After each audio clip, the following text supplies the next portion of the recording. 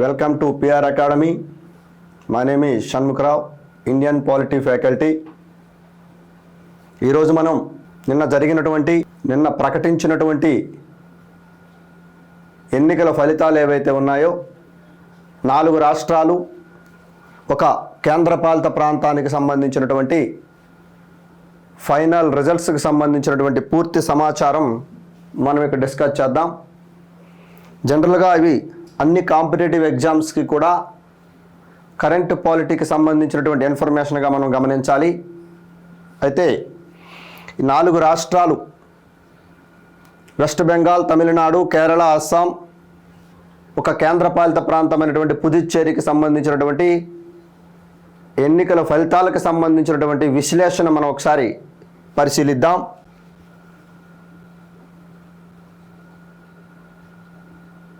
ఇక్కడ చూడండి, 2026వ సంవత్సరము మార్చి 15వ తేదీన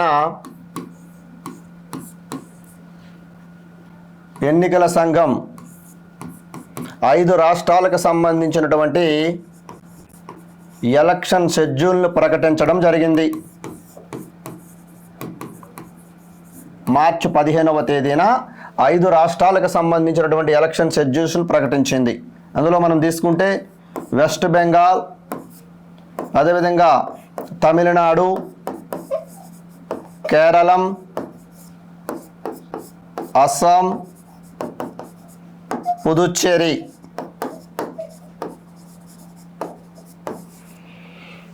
కేంద్ర ఎన్నికల ప్రధానాధికారి జ్ఞానేష్ కుమార్ ఎలక్షన్ షెడ్యూల్ను ప్రకటించడం జరిగింది. ప్రస్తుత చీఫ్ ఎలక్షన్ కమిషనర్ ఎవరు అంటే జ్ఞానేష్ కుమార్ అండి.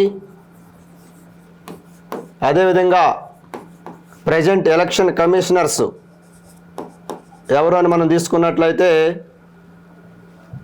ఇద్దరు, 1+2 అండి. ఎన్నికల సంఘం యొక్క స్ట్రక్చర్ మనం తీసుకున్నట్లయితే ఒక ఎన్నికల ప్రధాన అధికారి ఉంటారు, మరియు 2 ఎన్నికల కమిషనర్స్ ఉంటారు. ఇందులో సుఖ్బీర్ సింగ్ సంధు ఒకరు,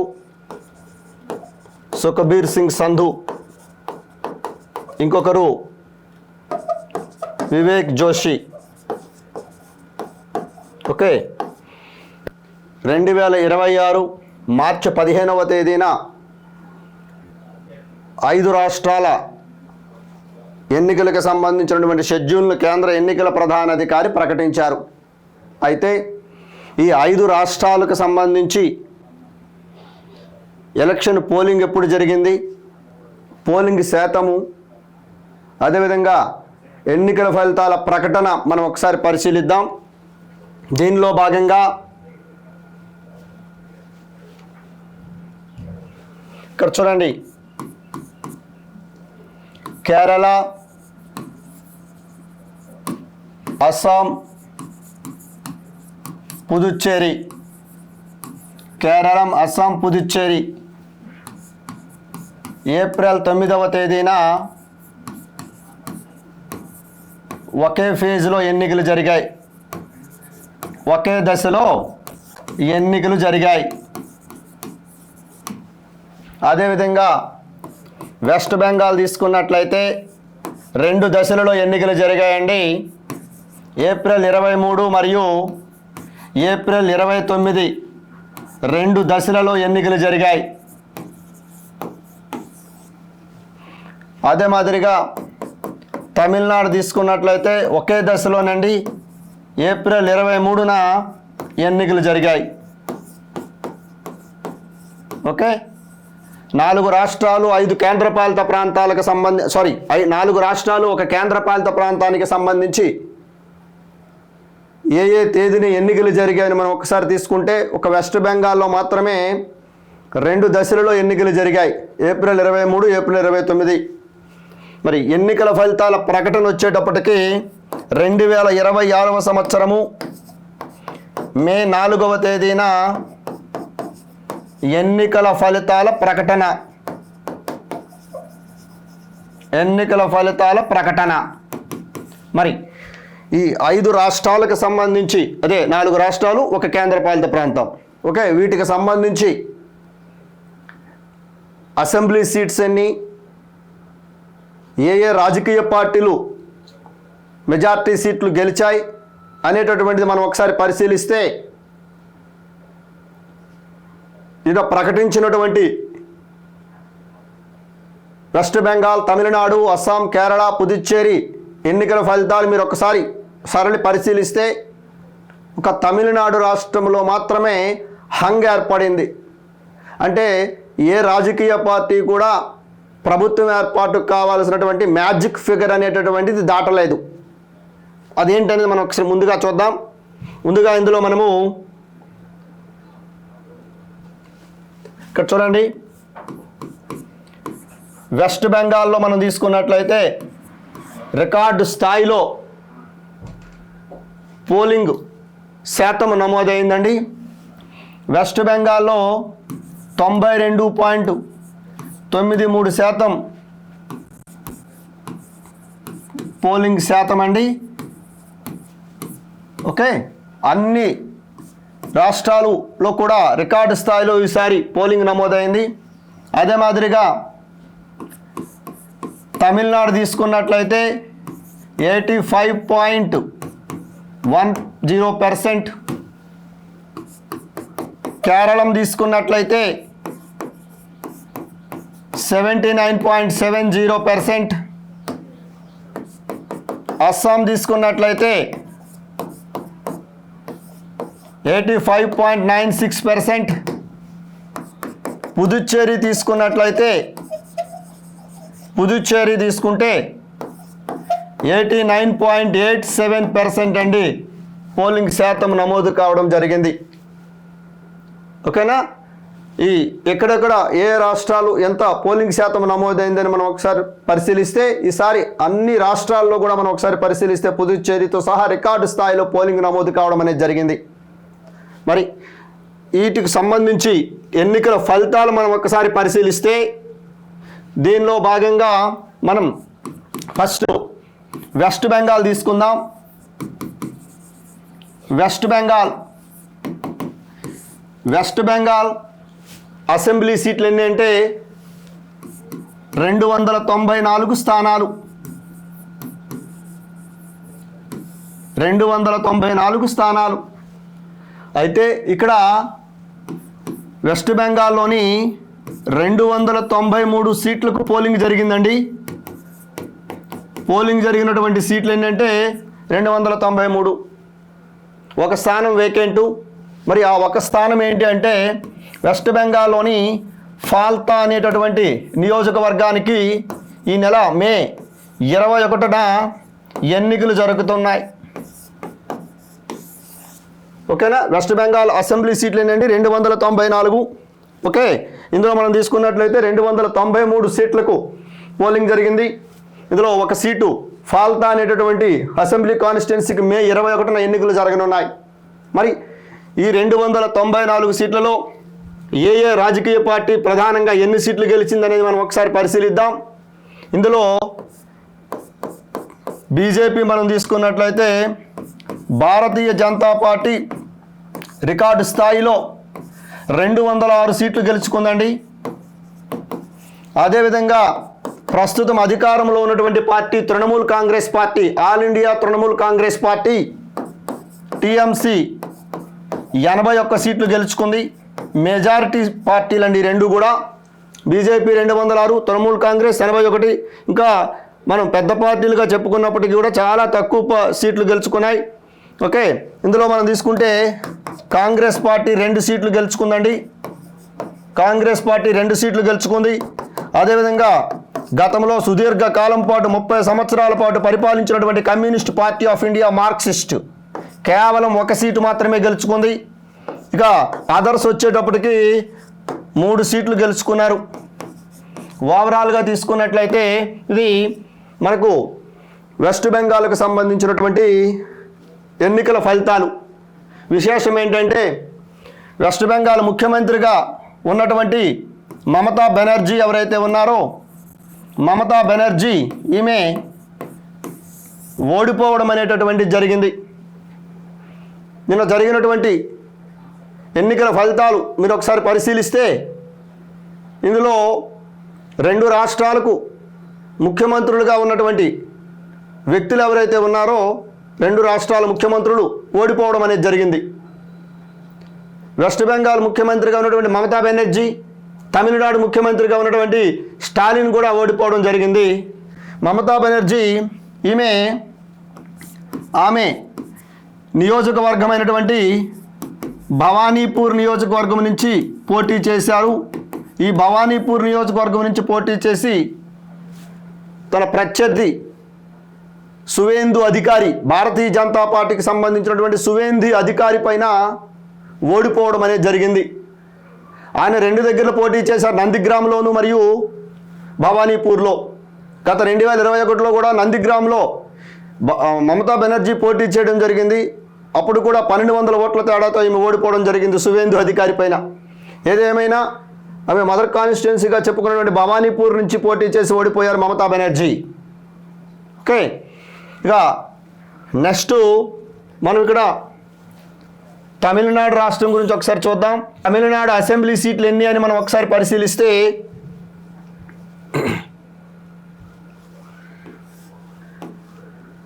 234. ఓకేనండి, ఇక్కడ చూడండి తమిళనాడు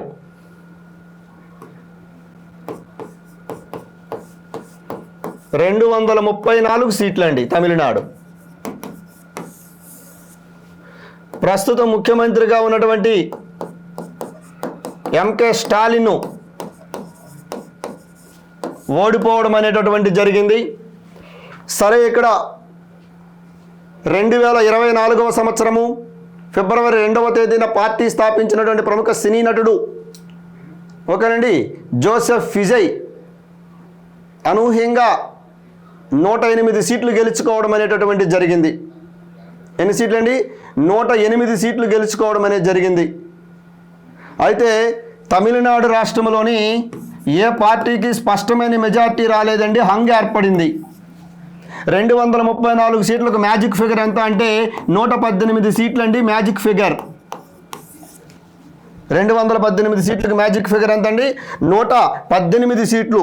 ఇక్కడ విజయ పార్టీకి 108 సీట్లు మాత్రమే వచ్చాయి. మనం ఒకసారి పరిశీలిస్తే ఇందులో చూడండి, ప్రధానంగా టీవీకే తమిళిగ వెట్రి కజిగం 108 సీట్లు గెలిచిందండి. Party symbol whistle. అదేవిధంగా డిఎంకే కూటమి ఇందులోనే కాంగ్రెస్ కమ్యూనిస్టులు కూడా ఉన్నారు. డిఎంకే కూటమి వచ్చేటప్పటికి 73 సీట్లు అండి. ద్రవిడ మున్నేట్ర కజిగం పార్టీ గుర్తు ఉదయిస్తున్న సూర్యుడు. అదేవిధంగా ఏడీఎంకే ఆల్ ఇండియా అన్నా ద్రవిడ మున్నేట్ర కజిగం పార్టీ గుర్తు 2 ఆకులు 53 సీట్లు. చూడండి 108 అంటే డిఎంకే కూటమి 77, అన్నా డిఎంకే కూటమి 53. ఈ అన్నా డిఎంకే కూటమిలోనే భారతీయ జనతా పార్టీ ఓకేనండి పక్కల్ మట్టల్ కచ్చి ఓకేనండి. ఇక్కడ ఈ పిఎంకే పార్టీ కూడా 4 సీట్లు, బీజేపీ 1 సీటు గెలిచింది. ఓకే, ఇది ఓవరాల్గా తీసుకున్నట్లయితే టీవీకే అధినేత విజయ్ ఎవరైతే ఉన్నారో విజయ్ 2 నియోజకవర్గాల నుంచి పోటీ చేసి గెలుపొందారు. ఇందులో తిరుచి ఈస్ట్ నియోజకవర్గం నుంచి మరియు పెరంబూరు నియోజకవర్గం నుంచి పోటీ చేసి 2 నియోజకవర్గాల్లోనూ కూడా పోటీ చేసి గెలుపొందారు విజయ్. మరి ఇక్కడ తమిళనాడు ముఖ్యమంత్రిగా ఉన్నటువంటి స్టాలిన్ కొళత్తూరు నియోజకవర్గం నుంచి పోటీ చేసి ఓడిపోయారండి. స్టాలిన్ కొళత్తూరు నియోజకవర్గం నుంచి పోటీ చేసి టీవీకే అభ్యర్థి అయినటువంటి బాబుపై ఓడిపోవడం జరిగింది. టీవీకే అభ్యర్థి బాబుపై ఓడిపోవడం అనేది జరిగింది. ఓకే, ఇక నెక్స్ట్ కేరళ రాష్ట్రం మనం ఒకసారి తీసుకున్నట్లయితే చూడండి, కేరళ ఇప్పటి వరకు కేరళలో ఎల్డిఎఫ్ పార్టీ అధికారంలో ఉండేదండి. Left democratic front CPIM party నేతృత్వంలో ఉన్నటువంటి ఎల్డిఎఫ్. ఈ ఎల్డిఎఫ్ ఒకటి అధికారం కోల్పోవడంతో ప్రజెంట్ భారతదేశంలో సుదీర్ఘకాలం తర్వాత కమ్యూనిస్టులు ప్రాతినిధ్యమే లేదు ఏ రాష్ట్రంలో కూడా. ఇక్కడ కేరళం తీసుకున్నట్లయితే అసెంబ్లీ సీట్లండి 140 సీట్లండి కేరళం. ప్రస్తుతం కేరళం ముఖ్యమంత్రిగా ఉన్నటువంటి వ్యక్తి పినరాయి విజయన్, ఆయన గెలుపొందడం అనేది జరిగింది, కానీ ఎల్డీఎఫ్ ఓడిపోవడం అనేది జరిగింది. ఇక్కడ కేరళలో మనం తీసుకుంటే ఏ పార్టీకి ఎన్ని సీట్లు వచ్చాయని మనం ఒకసారి పరిశీలిస్తే కాంగ్రెస్ నేతృత్వంలోని యూడీఎఫ్ అండి, యూడీఎఫ్ యునైటెడ్ డెమోక్రటిక్ ఫ్రంట్, యూడీఎఫ్కు 102 సీట్లు వచ్చాయండి. అందులో ఓన్లీ కాంగ్రెస్ పార్టీకి 63 సీట్లు వచ్చాయి. అదేవిధంగా కమ్యూనిస్టు నేతృత్వంలోని ఎల్డీఎఫ్ లెఫ్ట్ డెమోక్రటిక్ ఫ్రంట్ 35 సీట్లు వచ్చాయండి. ఎన్డీఏ వాళ్ళందరూ బీజేపీకి చెందినటువంటి వ్యక్తులు 3 సీట్లు వచ్చాయి. ఓవరాల్గా తీసుకున్నట్లయితే ఇక్కడ 140 సీట్లు అండి. చూడండి కేరళం. నెక్స్ట్ అస్సాం.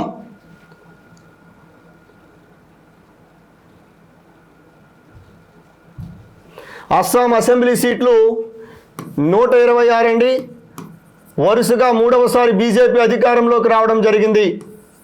126 సీట్లు. ఇందులో మనం తీసుకున్నట్లయితే భారతీయ జనతా పార్టీ ఎన్డీఏ మనం పరిశీలిస్తే ఎన్డీఏ కూటమికి అస్సాం రాష్ట్రంలో మనం తీసుకున్నట్లయితే ఎన్డీఏ, అదేవిధంగా Congress party, national democratic alliance మరియు కాంగ్రెస్ పార్టీ ఇక్కడ 102 సీట్లు వచ్చాయి. అదేవిధంగా కాంగ్రెస్కు 21 సీట్లు వచ్చాయి. నెక్స్ట్ అదర్స్ వచ్చేటప్పటికి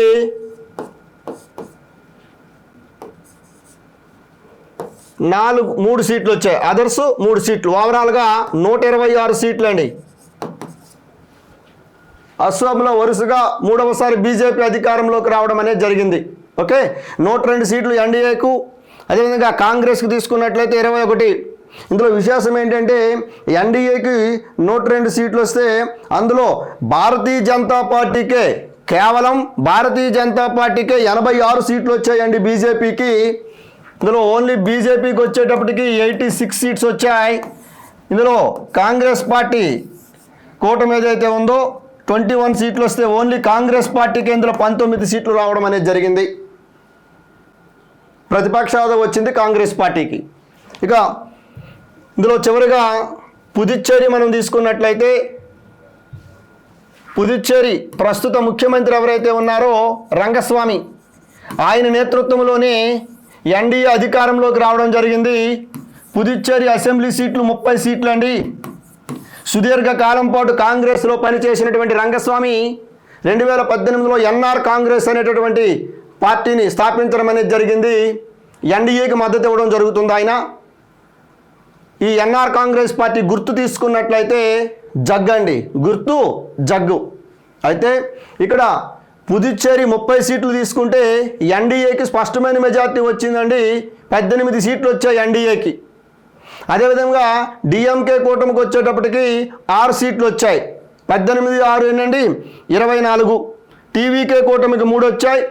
ఇండిపెండెంట్లు 3. ఇక్కడ చూడండి ఒకసారి ఇక్కడ ఎన్డీఏకు 18 సీట్లు, అదేవిధంగా డిఎంకే కూటమికి ప్లస్ ఇక్కడ 6 సీట్లు, టీవీకే కూటమికి ఓకేనండి 3 సీట్లు, ఇక ఇండిపెండెంట్లు వచ్చేటప్పటికి 3. ఓన్లీ టీవీకేకే 2 వచ్చాయండి. దాని మిత్రపక్షమైనటువంటి పార్టీకి 1 సీటు. ఓవరాల్గా తీసుకున్నట్లయితే 30 సీట్లు అండి. ఇందులో ప్రధానంగా పాత్ర పోషించినటువంటి ఎన్ఆర్ కాంగ్రెస్ ఏదైతే ఉందో ఎన్ఆర్ కాంగ్రెస్కు 12 సీట్లు వచ్చాయండి. రంగస్వామి పార్టీకి ఏంటండి 12 సీట్లు రావడం జరిగింది. బీజేపీకి 4 వచ్చాయి. అన్నాడీఎంకేకి 1, ఎల్జీకేకి 1 సీట్ రావడం అనేది జరిగింది. ఓకే, ఇది ఓవరాల్గా ఇప్పుడు 4 రాష్ట్రాలు, ఒక కేంద్రపాలిత ప్రాంతానికి సంబంధించినటువంటి పూర్తి సమాచారం. ఓకేనా. ఇందులో మనం తీసుకుంటే ఈ 4 రాష్ట్రాల్లోని తమిళనాడు ముఖ్యమంత్రిగా ఉన్నటువంటి ఎంకే స్టాలిన్ను, వెస్ట్ బెంగాల్ ముఖ్యమంత్రిగా ఉన్నటువంటి మమతా బెనర్జీ ఓడిపోవడం అనేటటువంటి జరిగింది. అదేవిధంగా ఇప్పుడు మమతా బెనర్జీ వారు ఓడిపోవడంతో ప్రస్తుతము భారతదేశంలో పనిచేస్తున్నటువంటి ఏకైక మహిళా ముఖ్యమంత్రి ఢిల్లీ ముఖ్యమంత్రిని మనం చెప్పుకోవచ్చు, రేఖా గుప్తా. మొన్నటి వరకు ఇద్దరు మనం చెప్పేవాళ్ళం. భారతదేశ చరిత్రలో ఇప్పటి వరకు 18 మంది మహిళలు ముఖ్యమంత్రులుగా పనిచేయడం అనేది జరిగింది. ప్రస్తుతం భారతదేశంలో పనిచేస్తున్నటువంటి ఏకైక ముఖ్యమంత్రి రేఖా గుప్తా అండి. బీజేపీకి చెందినటువంటి వ్యక్తి ఢిల్లీ సీఎంగా పనిచేస్తున్నారు. ఇది ఆయా రాష్ట్రాల సంబంధించినటువంటి అసెంబ్లీ సీట్లు, అక్కడ గెలుపొందినటువంటి పార్టీలకు సంబంధించినటువంటి సీట్ల వివరాలకు సంబంధించి పూర్తి సమాచారం. ఓకేనండి, థ్యాంక్ యూ.